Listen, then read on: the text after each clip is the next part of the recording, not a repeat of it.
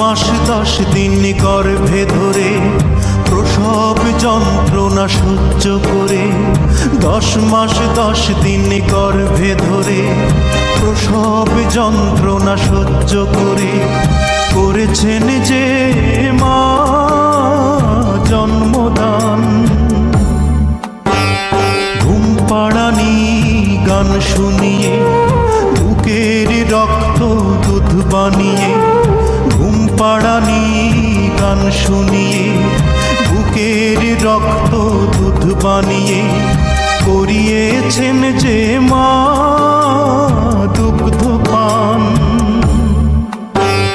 যে মা ছিল বাড়ির রানী সে মা হলো কেন চাকরানী? কোন পাষণ্ড করেছে কাজ? হায় আমি কি দেখছি আজ।